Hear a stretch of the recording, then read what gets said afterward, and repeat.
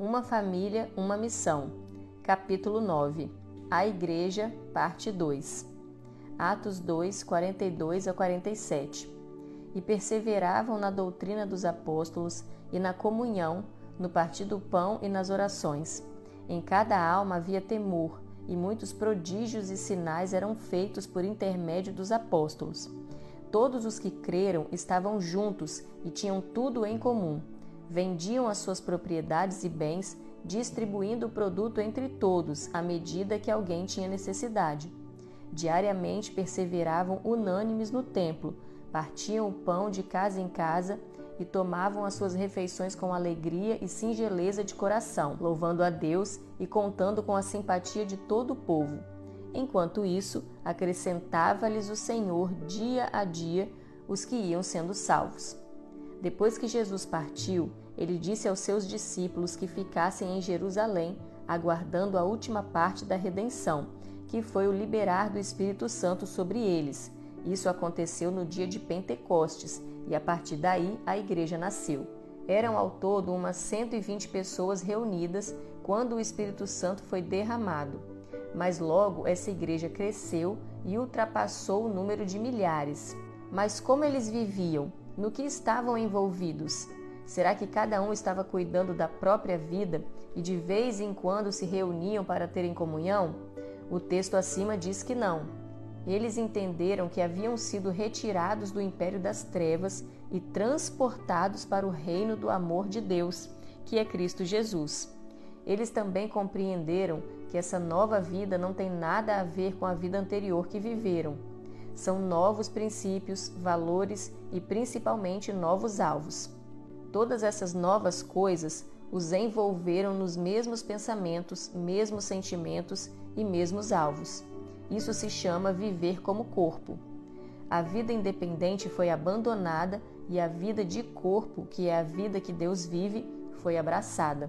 Eles entenderam que precisavam estar juntos para que a divina semente lançada crescesse e se desenvolvesse. Qual era a consequência dessa forma de viver? Primeiro, o poder de Deus operava de forma extraordinária. Certa vez, em uma das reuniões, enquanto eles oravam, o lugar tremeu de tanto poder manifesto. Atos 4:31. Segundo, as necessidades dos membros da igreja eram supridas. E terceiro, a igreja crescia também em número. Você consegue ver que cada um dos membros dessa igreja estava crescendo junto com ela? Então você está vendo de forma correta. Não tem como o corpo crescer e os seus membros não crescerem. Na medida em que o corpo cresce, todos os seus membros crescem. Na verdade, o corpo cresceu porque seus membros cresceram. Ou será que é o inverso? Não sei bem, mas uma coisa eu sei. Igreja e seus membros crescem juntos. Ela é o adubo perfeito para a divina semente crescer e se tornar a árvore mais alta da nossa horta. Agora, você acha que todos os crentes na época da igreja primitiva estavam conectados à igreja? Com certeza não. Um bom exemplo foi o casal Ananias e Safira. Eles estavam, mas não estavam. Eles faziam parte, mas não faziam. Pareciam conectados, mas não estavam. O final disso você sabe muito bem, foi a morte. Atos 5, de 1 a 11.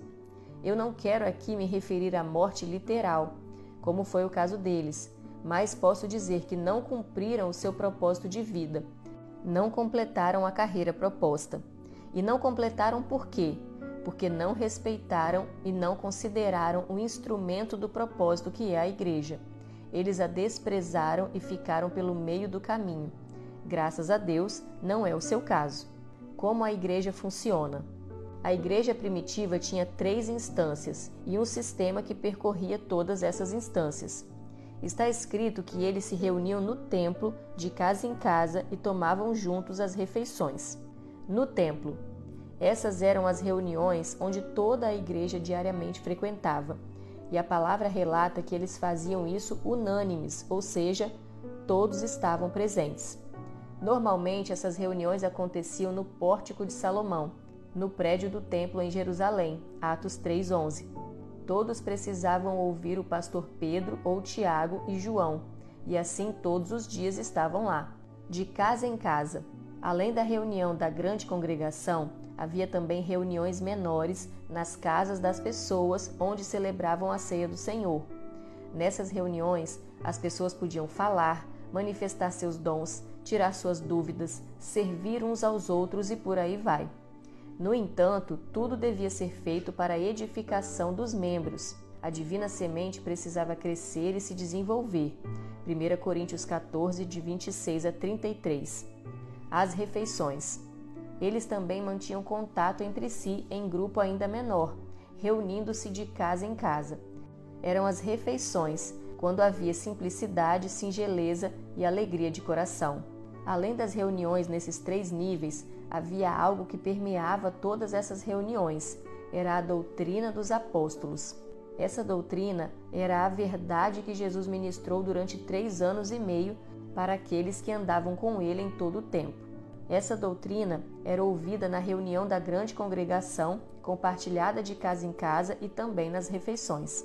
Essa era a vida da igreja primitiva. Você conhece uma igreja mais prevalecente do que ela? Em 300 anos, essa igreja venceu o império mais poderoso que já passou pela terra, que foi o Império Romano. Isso sem abrir um canivete. Tão somente a igreja continuou sendo a terra boa para que as divinas sementes fossem desenvolvidas a fim de cumprirem seu eterno propósito. Mas agora que você já viu como eles viviam, eu pergunto: como ficavam as outras coisas que os membros da igreja tinham em suas próprias vidas? Como eram suas famílias, os seus negócios, o envolvimento com o restante do povo e coisas dessa natureza? Aí entra o segredo do poder dessa igreja. Eles não tinham essas coisas à parte da igreja. Em lugar disso, tudo era em comum. Eles entendiam que as suas famílias deveriam participar da vida da igreja, seus negócios também e os relacionamentos igualmente. Eles não se distraíam com outras coisas que não confluíssem para desenvolver a divina semente no ambiente da igreja. Esse era o segredo. Queridos, a igreja é fundamental para o desenvolvimento da carreira proposta. Sem ela, sem propósito concluído. Deus nos deu um bom exemplo do que é a igreja quando definiu o processo natural pelo qual o ser humano vem à vida. Olhe como é esse processo. Um homem e uma mulher se apaixonam, casam e têm relações sexuais. Como fruto desse momento de amor é gerado o ser humano. O que é feito com essa semente gerada, embrião? Ela é estabelecida no útero da mulher para se desenvolver. Enquanto esta semente está ali, ela é protegida, alimentada e fortalecida. Mas toda a vida dela não consiste em viver dentro do útero materno. Está ali somente por um tempo, até ser completamente formada. Quando isso acontece, ela vem à vida aqui fora. A vida dela começou na concepção, mas o tempo na barriga da mulher é tão somente um tempo para completar a formação. Assim é a nossa vida com Deus. O mesmo processo nos gera para a vida eterna. Deus em Cristo nos gerou pelo Espírito Santo. Isso foi a concepção. Para sermos desenvolvidos, fomos colocados no útero chamado igreja local. Essa não é, de forma alguma, toda a nossa vida. No entanto, durante o nosso tempo aqui na Terra, gestação, ela nos prepara, alimentando-nos, fortalecendo e protegendo até estarmos completamente formados para vivermos a vida eterna com Deus, que é o nosso lugar como filhos do Deus Altíssimo. Eu, você, o propósito divino e a igreja estamos completamente ligados. Não é possível avançar e vencer se alguma dessas partes se desconectarem.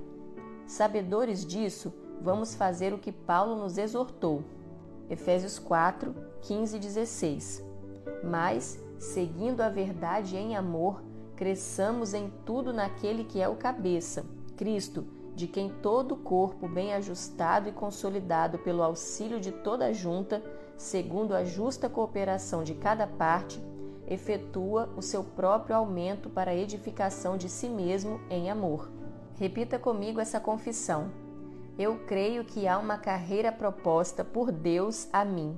Eu abraço e aceito essa proposta divina porque sei que é o melhor para a minha vida. Estou conectado à Igreja do Deus vivo, pois é o lugar onde essa carreira se desenvolverá. Quando concluir essa carreira, serei completamente como o Senhor. Dessa forma, estarei pronto a viver toda a eternidade com Jesus Cristo. Pergunta: por que devo me conectar à igreja e não só frequentá-la? Desafio: relacione qual parte da igreja você ainda não conhece.